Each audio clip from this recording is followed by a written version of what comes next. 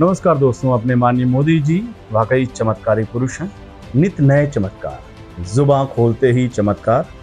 अभी उन्होंने फिर एक नया चमत्कार किया है।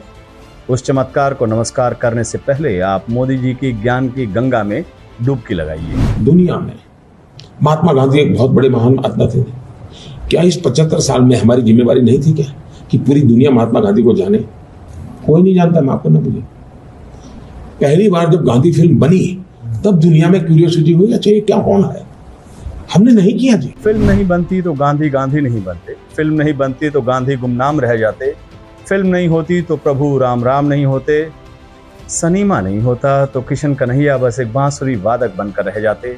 धन्य है प्रभु, कहाँ से लाते हैं इतना ज्ञान? बचपन से ज्ञानी थे या पॉलिटिक्स में आकर आपके परम ज्ञान को पर मिला है? कोई नहीं जानता, मैं आपको ना बोलिए। पहली बार जब गांधी फिल्म बनी तब दुनिया में क्यूरियोसिटी हुई, अच्छा ये क्या कौन है? हमने नहीं किया जी।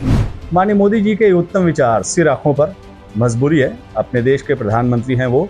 उनकी कही सुनी एक एक बात को याद रखना मेरी जिम्मेदारी है, उनकी बातों को आप तक पहुंचाना उससे भी बड़ी जिम्मेदारी। तो दोस्तों चलिए उसी जिम्मेदारी को निभाते हुए मैं आपको मोदी जी की एक पुरानी बात सुनाता हूँ।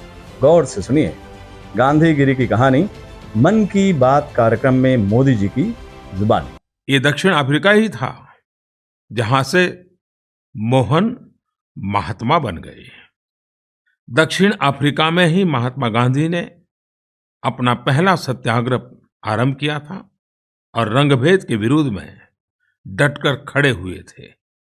उन्होंने फिनिक्स और टॉल्स्टॉय फार्म्स की भी स्थापना की थी, जहां से पूरे विश्व में शांति और न्याय के लिए गूंज उठी थी।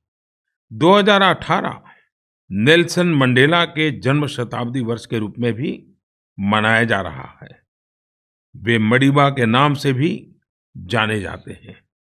हम सब जानते हैं कि नेल्सन मंडेला पूरे विश्व में नस्ल भेद के खिलाफ संघर्ष की एक मिसाल थे।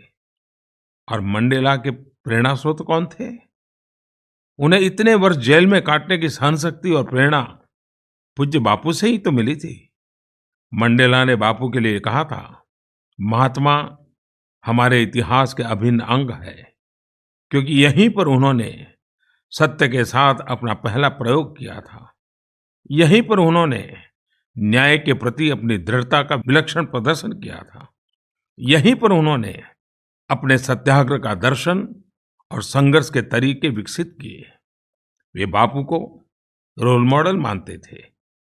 बापू और मंडेला दोनों पूरे विश्व के लिए न केवल प्रेरणा के स्रोत है, बल्कि उनके आदर्श हमें प्रेम और करुणा से भरे हुए समाज के निर्माण के लिए भी सदैव प्रोत्साहित करते हैं।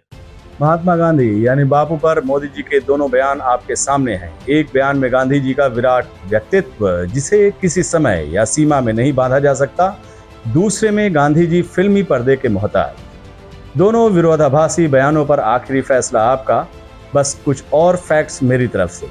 मोदी जी अपने बयान में जिन नेल्सन मंडेला का जिक्र कर रहे हैं वो खुद गांधी जी को अपना आदर्श मानते थे।